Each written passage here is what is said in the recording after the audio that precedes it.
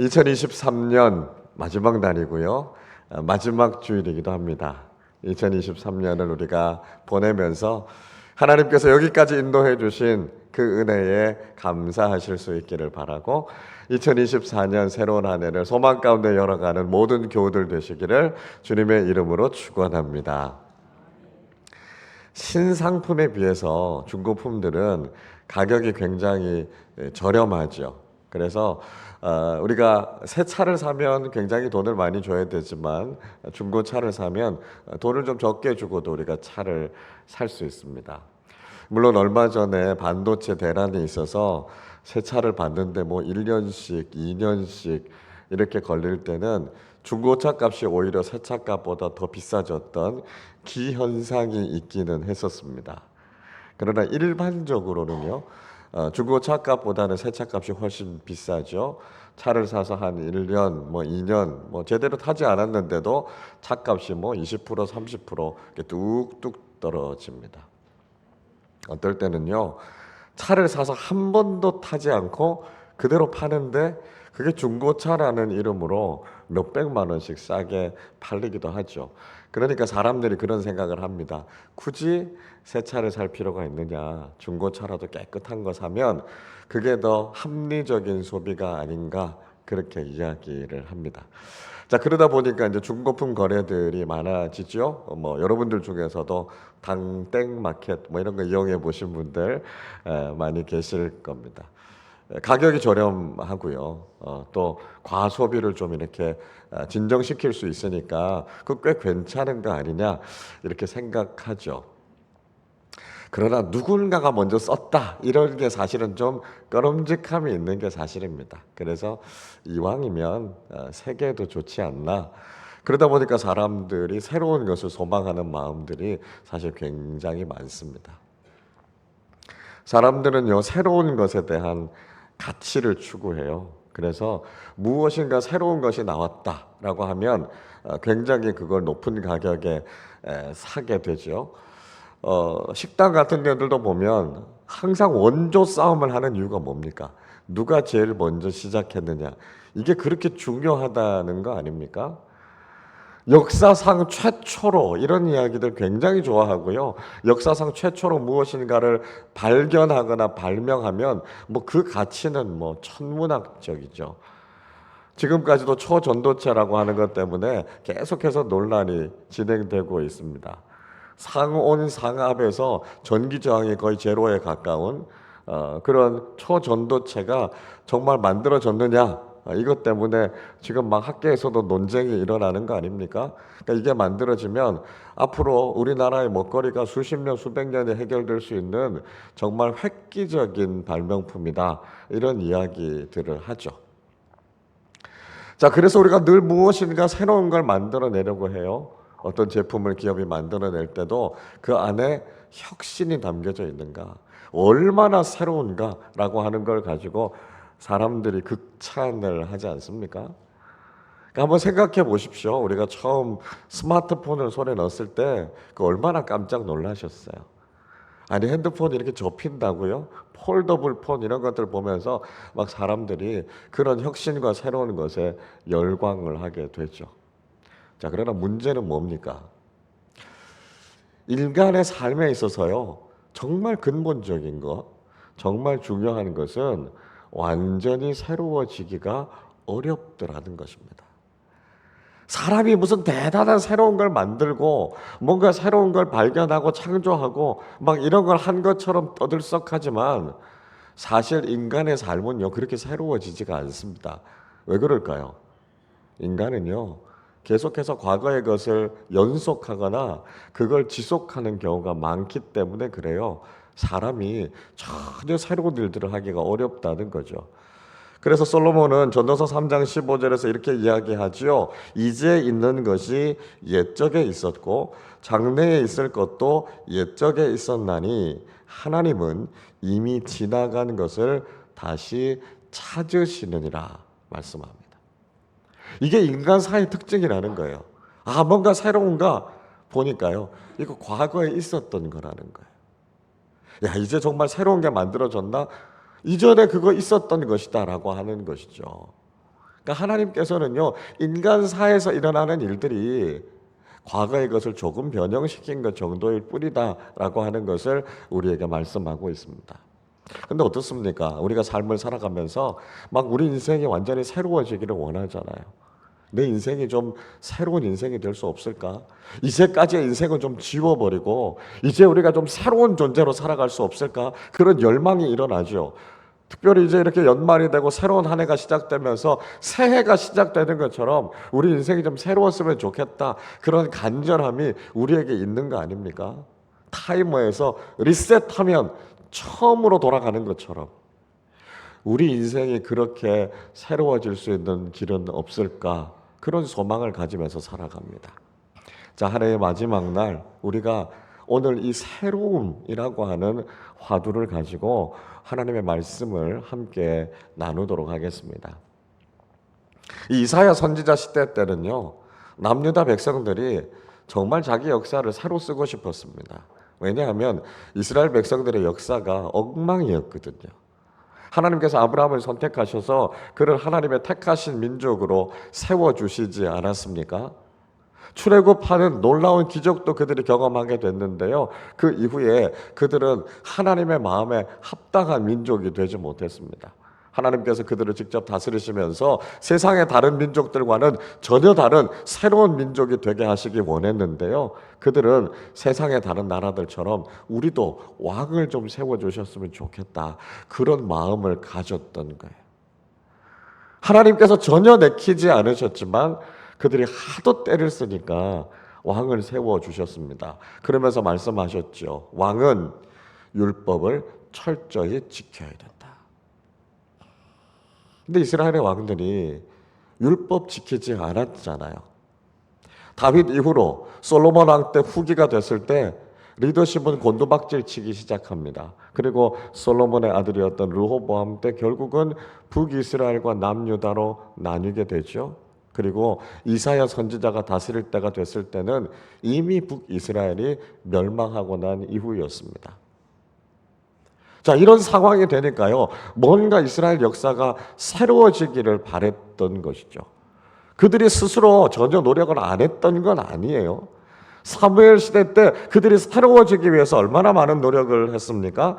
그래서 사무엘상 11장 14절에서 이렇게 말씀하지요. 사무엘이 백성에게 이르되 오라 우리가 길갈로 가서 나라를 새롭게 하자. 대단한 일을 하려고 한 거예요. 사울을 왕으로 세우고 이제 이스라엘 나라를 새롭게 하자. 사무엘이라고 하는 영적인 지도자가 이런 비전을 이스라엘에 던진 거예요. 그러나 사울은 결국 기대에 미치지 못했고요. 이스라엘은 새로워지지 못했습니다. 성경을 읽어봐도 인간의 역사를 읽어봐도요. 인간 스스로의 노력을 통해서 무엇인가 새롭게 된다라고 하는 건 불가능하다는 걸 알게 됩니다. 여러분 그렇다면 과연 이 새로움이라고 하는 것은 어디에서부터 오는 것일까요? 저는 단언코 이 새로움은 오직 하나님으로부터 온다고 믿습니다. 왜 이렇게 확신할 수 있습니까? 하나님께서 하셨던 모든 일들이요, 우리 인간의 눈에는 전혀 새로운 일이었기 때문이죠. 하나님께서 하셨던 대표적인 일이 무엇이었습니까? 창조 아니었습니까? 창조. 여러분 그 창조의 특징이 무엇입니까? 무로부터의 창조라는 거예요. 하나님은요, 무슨 재료를 가지고 이 세상을 만드신 게 아니라고요. 아무것도 없는 것에서부터 모든 것을 만드셨죠. 오직 말씀 하나 가지고 하나님께서는 모든 것을 다 창조하셨습니다. 그래서 하나님의 창조는 전혀 새로운 거죠.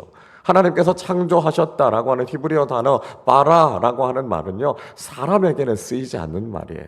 오직 하나님께서 아무것도 없는 것에서 모든 것을 창조하셨다라고 할 때 유일하게 쓰고 있는 말입니다.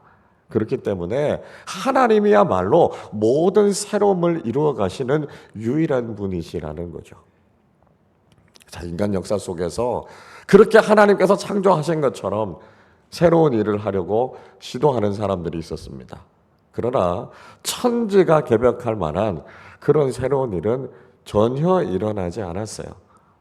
지금까지 일어나지 않았고요. 앞으로도 일어나지 않을 겁니다. 그러나 단 한 분, 하나님께서는요, 이 역사의 마지막에 또 한 번 새로운 일을 일으키시겠다 말씀하셨죠. 그것이 바로 오늘 이사야 선지자를 통해서 예언하고 있는 말씀입니다. 17절 말씀을 우리 같이 읽어보겠습니다. 보라, 내가 새 하늘과 새 땅을 창조하나니 이전 것은 기억되거나 마음에 생각나지 아니할 것이라. 하나님께서요, 역사의 마지막에 새 하늘과 새 땅을 창조하시겠다고요. 새 창조, 재창조를 하시겠다 말씀하고 있습니다. 인간이 점점 기울어져가는 인간의 역사를 새롭게 하기 위해서 아무리 노력해도요, 인간의 힘으로는, 인간의 노력으로는 새로워지지 않았는데요, 하나님께서 마지막에 이 일을 행하시겠다고 말씀하죠. 그리고 어떻습니까? 이 말씀은 신뢰가 가지 않으세요? 왜요? 하나님께서 이미 이 일을 한번 하셨거든요. 아무것도 없는 것에서부터 모든 것을 하나님께서 이미 만드셨거든요. 그러니까 그 하나님께서 역사의 마지막에 새 하늘 새 땅을 창조하실 것이다. 그 말씀은 우리가 믿을 수 있는 말씀입니다. 이미 세상을 창조하신 하나님께서 새 하늘과 새 땅, 새 예루살렘을 창조하셔서 천국을 준비하시고 믿음의 사람들을 그곳으로 인도하시겠다라고 하는 말씀은 우리가 믿고 신뢰할 만한 예언의 말씀이라는 것이죠. 자, 그럼 여러분, 하나님께서 새롭게 하시겠다고 말씀하셨는데요, 이게 어느 정도로 새로운 걸까요? 좀 전에 17절에서 읽은 것처럼 이전 것은 기억되거나 마음에 생각나지 않을 정도로 완전히 새로울 것이다, 이렇게 말씀합니다. 사람들은요, 이 망각하는 경향이 있습니다. 알츠하이머 때문에 우리가 자꾸 이거 잊어버리는 것에 대해서 염려를 많이 하는데요, 사실은 우리가 망각하지 않고 다 기억한다면 이것도 굉장히 골치 아픈 문제입니다. 얼마나 머리가 복잡하겠어요? 머리가 막 폭발하지 않으시겠어요? 그러니까 여러분, 잊어버린다라고 하는 것도요, 우리에게 주신 굉장히 중요한 선물 중에 하나입니다. 빨리 듣고 잊어버리고, 그리고 그래야만 우리가 새로운 삶을 살아갈 수 있는 거 아닙니까? 근데 그렇게 잘 잊어버리는 사람들도요, 잊지 못하는 일들이 있죠. 잊혀지지 않는 상처들이 있습니다. 아무리 잊고 싶어도요, 아무리 지우고 싶어도요, 도무지 지워지지 않는 게 있어요. 이제는 다 지워졌나? 이제는 다 잊혀졌나?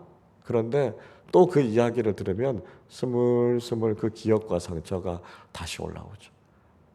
과거의 그 상처가 우리 발목을 잡아서 그리스도인이면서도 하나님 안에서 새롭고 자유로운 인생을 살아가지 못하는 분들이 꽤 있는 것을 보게 됩니다. 근데 하나님 안에 있으면 어떻게 된다고요? 과거가 완전히 단절된다고요.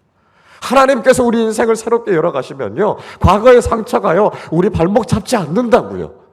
과거는 기억나지도 않을 만큼 하나님께서 우리에게 선물로 주시는 미래가, 새로움이 얼마나 놀라운지 우리의 인생이 하나님 앞에서 완전히 새로워지게 된다는 것이죠. 이게 바로 하나님께서 우리에게 주시는 새로움이다 말씀하고 있습니다.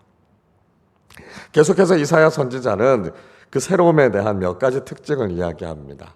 하나님께서 하시는 새 창조가 어떤 특징이 있는가를 이야기하죠. 먼저는 하나님의 새 창조는 우리에게 영원한 기쁨을 준다는 것입니다. 18절 말씀 같이 읽겠습니다.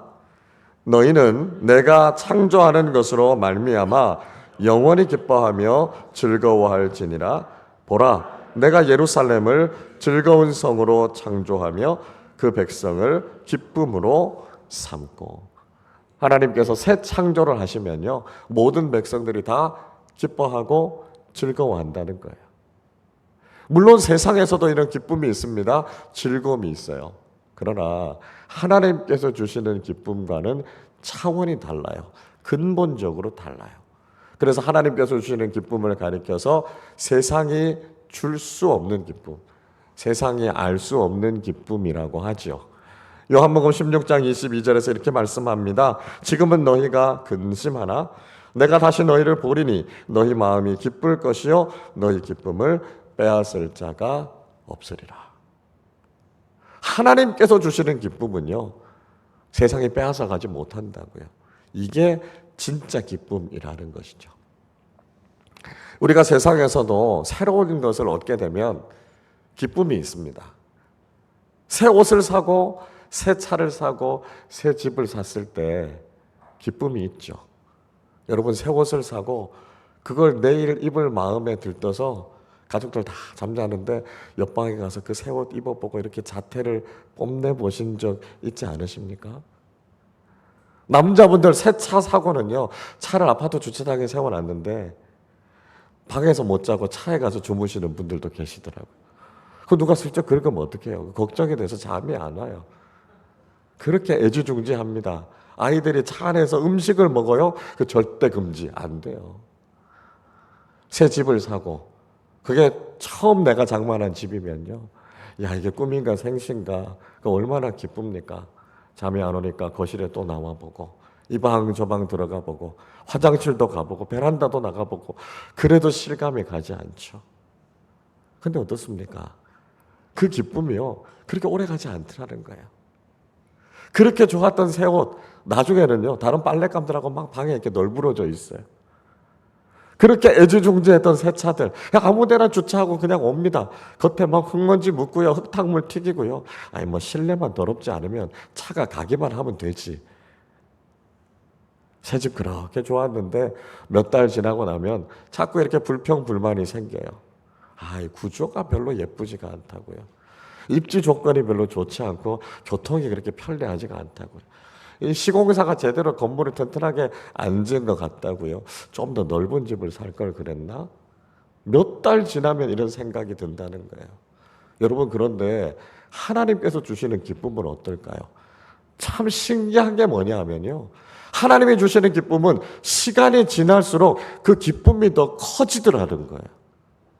내가 죄인이라고 하는 걸 깊이 깨달으면 깨달을수록 나 같은 죄인을 구원해 주신 하나님의 은혜가 너무 크고 놀라워서요, 그 은혜를 감당할 수 없어서 감격하면서 찬양하게 되더라는 거예요. 이게 하나님께서 주시는 기쁨이라는 거죠. 그 기쁨이 사라지지 않고 영원토록 이어지게 된다는 것이죠. 하나님께서 하시는 새 창조가 바로 이런 특징이 있다는 것입니다. 자, 둘째로요, 하나님의 새 창조는 슬픔과 고통 소리를 사라지게 한다는 것입니다. 19절 말씀 같이 읽어보겠습니다. 내가 예루살렘을 즐거워하며 나의 백성을 기뻐하리니 우는 소리와 부르짖는 소리가 그 가운데서 다시는 들리지 아니할 것이며. 기쁨과 즐거움을 주시겠다 말씀하셨어요. 그러면서 사라지는 게 있습니다. 우는 소리, 부르짖는 소리가 더 이상 들리지 않아요. 우는 소리, 뭔가 슬픔이 있고 고통이 있으니까 이 우는 소리가 나는 거 아니겠습니까? 부르짖는 소리는요, 특별히 전쟁의 상황을 묘사하고 있는 겁니다. 전쟁통에서 사람들이 소리를 지르고 죽겠다고 비명을 지르는 이런 소리들이 들리지 않는다는 거예요. 여러분, 우리가 이 세상을 살아가는 동안 우리 이런 소리들 참 많이 들으면서 살아가잖아요. 누구는 웃지만 누구는 죽겠다고 소리 지르고 슬퍼하고 살아가는 것이 이 세상 아닙니까? 어떤 법이 하나 제정이 됐어요. 어떤 도시가 하나 개발이 됐어요. 어떤 사람들은 기쁘지만 어떤 사람들은 피눈물 흘리는 사람들도 있습니다. 그게 우리가 살아가는 세상이란 말이죠. 그러나 하나님께서 새 창조하시면요, 모든 사람들에게서 이 슬픔의 소리, 이 우는 소리들이 다 사라지고요, 기뻐하고 즐거워하게 된다는 것이죠. 하나님께서 창조를 통해서 에덴 동산을 만드셨죠. 하나님께서 새 창조를 통해서 새 하늘과 새 땅, 새 예루살렘을 창조하시겠다고 말씀합니다. 천국을 만드신다는 거예요. 여러분, 둘은 비슷한데요, 결정적인 차이가 있습니다. 에덴 동산과 새 예루살렘, 천국 사이에 결정적인 차이는 뭘까요? 에덴 동산에는 있는데 천국에는 없는 게 무엇이겠습니까? 정답은 선악을 알게 하는 나무입니다. 에덴 동산과 새 예루살렘에 똑같이 생명나무는 있어요. 그래서 그 생명나무 열매를 따먹으면서 영생하는 거 아닙니까? 그러나 에덴 동산에는 선악을 알게 하는 나무가 있고요. 새 예루살렘에는 선악을 알게 하는 나무가 없어요. 여러분, 이게 의미하는 게 무엇일까요? 천국에서는 다시 타락할 가능성이 없다는 것입니다. 더 이상 천국에는 죄 지을 가능성이 없어요. 그래서 그곳에는 영원한 평안과 기쁨만이 있는 거죠. 죄로 인해서 고통당하고 불행당할 일들이 다시는 없다는 거예요. 하나님의 나라에선 모든 사람들이 영원토록 만족과 평안을 누리게 된다는 것이죠. 그것이 바로 천국이 주는, 새 창조가 주는 특징이라는 것입니다. 자, 세 번째입니다. 하나님의 새 창조는 우리에게 영원한 생명을 준다는 것이죠. 20절 말씀을 같이 읽겠습니다. 거기는 날수가 많지 못하여 죽는 어린이와 수완이 차지 못한 노인이 다시는 없을 것이라. 곧 100세에 죽는 자를 젊은이라 하겠고 100세가 못 되어 죽는 자는 저주받은 자이리라. 자, 그곳에서는요, 어린아이가 죽는 일이 없다고요. 수완을 다해서 죽는 노인들이 없을 것이다. 그렇게 말씀하고 있습니다. 자, 이 하나님의 나라에 대한 정확한 표현이라고 하기는 좀 어려워요. 그런데 지금 남유다 사람들에게 좀 와닿게 이야기를 하는 겁니다. 당시에는요, 어린아이들이 전쟁 때문에, 가난 때문에, 질병 때문에 얼마나 많이 죽었습니까? 그런데 그런 죽음이 없다고요. 많은 사람들이 전쟁 때문에 젊어서 죽는 사람들이 많았다고요. 술을 다 하고 죽는 사람들이 이렇게 많지 않았거든요. 그러나 하나님의 새 창조는 전혀 다르다고요. 그곳에서 영원한 생명을 누리게 된다라고 하는 것을 이렇게 표현하고 있는 것이죠. 여러분, 오늘 우리가 살아가는 세상은 어떻습니까? 장수에 대한 꿈을 가지고 있잖아요. 그래서 생명 연장의 꿈이라고 하는 걸 가지고 의학이 계속해서 발전해 가는 거 아닙니까? 이제 100세까지 사는 거 별로 어렵지 않습니다. 지금 태어나는 아이들은 150까지 산다고 그래요. 그러나 여러분, 우리의 내면은 어떻습니까? 우리가 살아가고 있는 이 세상의 현실은 어떻습니까? 2009년에 장윤석 의원의 보고에 따르면 우리나라에 1년 동안 낙태로 죽은 아이들이 200만 건이 넘는다 그래요. 그 어린 생명들이 빛을 한번 보지도 못하고 죽은 아이들이 200만이 넘는다고요. 지금도 많은 사람들이 자살로 생을 마감하는 젊은이들이 있습니다. 교통사고로 죽는 사람들이 얼마나 많습니까? 요즘 제가 장례하러 가보면요, 한 20곳 정도 이렇게 빈소가 있으면 적어도 한 두세 곳에는요, 고인이 20대, 30대예요. 많아야 뭐 한 40대? 이런 젊은 사람들이 죽어나가고 있는 거죠. 그러니까 여전히 생명이 소중히 여김을 받지 못하고 그 생명의 축복을 누리지 못하고 있는 것이 오늘날 우리의 삶 속에서도 여전히 계속되고 있다는 거예요. 그러나 하나님의 새 창조를 경험하면 어떻습니까? 죽지 않아요. 영원히 산다고요. 여러분, 우리가 이 땅에서 살아가는 가족들이 1년 더 생명을 연장할 수 있다라고 하는 게 얼마나 큰 축복입니까? 아니 6개월, 아니 일주일이라도 살아가는 사람들이 함께 그 생명이 더 연장될 수 있다면 그보다 더 소중한 게 어디 있어요? 그러나 하나님의 새 창조는요, 죽지 않는다니까요. 우리의 인생의 결론이 죽음이 아니라니까요. 하나님 나라에서 영원토록 함께 살게 된다니까요. 여러분, 하나님께서 우리에게 주시는 이 새 창조가 우리에게 얼마나 큰 축복이 되겠습니까? 우리는 오늘 한 해의 끝자락에 서서 하나님께서 우리에게 주시는 새로운 소망이 무엇인가에 대해서 생각해 보고 있습니다. 오늘 12월 31일이 지나면 새해 1월 1일이 온다는 것이 우리에게 얼마나 큰 소망입니까? 만약에 12월 31일이 지나고 1월 1일이 안 온다면요, 이 연말이 우리에게 소망이 될 수 있겠습니까? 절망이고 아픔이죠. 그러나 새해를 하나님께서 허락해 주시는 그 은혜가 있기 때문에, 그 진리를 알기 때문에 우리는 한 해의 마지막에도 소망 가운데 하나님 앞에 예배할 수 있는 것 아닙니까? 여러분, 우리 인생은 죽음을 향해 가고 있습니다. 점점 육신의 죽음을 향해 가까이 나아가고 있지만 그럼에도 불구하고 우리가 소망을 가질 수 있는 이유가 무엇입니까? 인생의 죽음 그 너머에 하나님께서 새 창조로 준비하신 천국이 있음을 믿기 때문입니다. 육신의 죽음이 끝이 아니라 우리의 육신의 죽음이 영원한 새로운 시작으로 이어질 것을 알기 때문에 우리는 그 마지막 속에서도 소망을 이야기할 수 있는 것이죠. 여러분, 한 해를 보내면서 정말 우리에게 소망이 되는 것은 무엇입니까? 인간적인 그 무엇이 우리의 소망이 됩니까? 우리가 그것을 붙잡으면서 살아야 할 만큼 그것이 그렇게 가치 있는 것입니까? 아니지요. 우리가 하는 그 무엇이 아니라 하나님께서 우리의 삶 속에서 새 하늘과 새 땅을 창조하시는 하나님의 새 창조야말로 우리의 인생에 있어서 유일한 소망이 된다는 것을 잊지 마시기를 바랍니다. 한 해가 가면 새로운 한 해가 오는 것처럼 인간의 육신이 죽음을 경험하고 난 이후에 새로운 몸을 입고 하나님 나라에서 영원한 생명을 누리는 것처럼 하나님께서 우리의 삶에 이루어 놓으시는 이 새로움이라고 하는 것이 우리가 붙잡고 살아야 할 유일한 소망이며 가치라는 것을 잊지 마시기를 바랍니다. 이것이 믿음의 사람들에게 하나님께서 약속해 주신 놀라운 축복이고 소망이죠.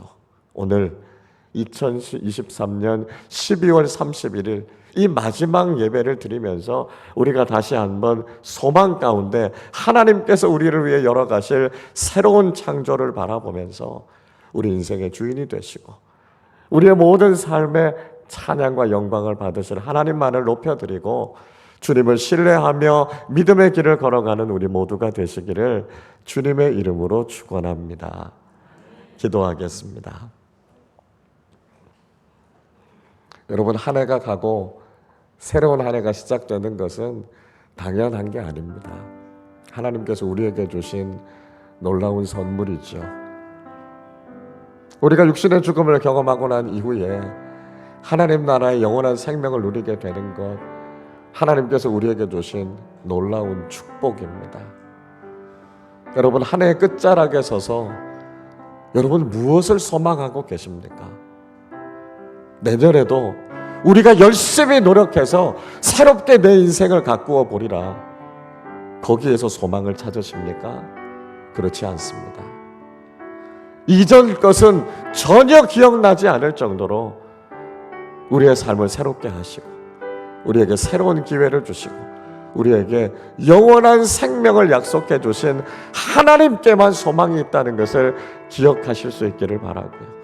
내년 한 해도 변함없이 우리의 인생을 선하게 새롭게 인도해 주실 하나님께 영광을 돌리고 그 하나님만 의지하는 믿음의 삶을 살게 하여 주옵소서. 우리 시간에 함께 합심으로 기도하겠습니다. 하나님 아버지 감사합니다. 올 한 해도 하나님께서 저희들의 삶을 선하게 이끌어 주시고 인도해 주셔서 한 해를 잘 마무리하게 하심을 감사합니다. 올 한 해를 돌아볼 때 미련도 있고 후회도 있고 여러 가지 힘들고 어려운 일들도 있었지만 하나님께서 저희들을 지켜주시고 저희들의 건강과 믿음을 지켜주셨기에 우리가 여기까지 올 수 있었음을 믿음으로 고백합니다. 하나님 아버지, 2024년 새로운 한 해를 앞두고 우리에게 새로운 시간을 허락해 주시고 우리에게 새로운 생명을 허락해 주시고 우리에게 새 창조의 역사를 이루어 가실 하나님만을 찬양하며 높여드리기를 원합니다. 하나님 아버지, 우리의 모든 잘못된 과거들과 아픈 기억들은 다 씻어지게 하여 주시고 새롭게 하나님께서 열어주시는 새해의 소망을 가지고 우리가 믿음의 길을 걸어가게 하여 주옵소서. 변함없이 우리를 사랑하시고 우리의 삶을 이끌어 주시는 그 하나님 앞에 우리의 모든 인생을 맡기며 나아갈 때 우리의 삶 속에 주님 주시는 기쁨과 감사가 넘쳐나게 하여 주옵소서. 그렇게 주님 앞에 영광을 올려드리며 주님께서 주시는 소망을 가지고 새로운 한 해를 믿음으로 살아가는 우리 모든 교우들 되게 하여 주옵소서. 하나님 아버지 감사합니다. 한 해를 보내며 마지막 송년주일로 주님 앞에 예배드리며 하나님께서 베풀어 주신 놀라운 은혜에 감사를 드립니다. 한 해를 지나면서 후회할 것도 또 미래에 남는 것도 많이 있지만 그러나 여기까지 인도해 주신 모든 것이 하나님의 은혜임을 고백하며 감사를 드립니다. 그리고 우리에게 새로운 한 해를 허락해 주시는 하나님께 소망을 두고 오직 믿음으로 새로운 한 해를 살아가기를 원합니다. 인간적인 모든 노력들과 결단이 무의미한 것 깨닫게 하여 주시고 믿음으로 살아가기로 결단할 때 우리의 삶의 길을 선하고 아름답게 이끌어 주시고 인도해 주시는 하나님의 그 놀라운 은총을 경험하는 우리 모든 교우들의 삶 되게 하여 주옵소서. 우리의 모든 아픔과 상처를 주님께서 깨끗하게 씻어 주시고 새로운 한 해 주님께서 새롭게 열어가실 믿음의 길을 감사함으로 평안함으로 기쁨으로 걸어가는 우리 모든 교우들 되게 하여 주옵소서. 새로운 한 해 하나님께서 우리의 삶을 기뻐 받아주시고 우리가 더욱더 주님을 기쁘시게 하는 믿음의 사람들로 살아가는 귀한 한 해 되게 하여 주옵소서. 감사드리며 우리 주님 예수 그리스도의 이름으로 기도하옵나이다. 아멘.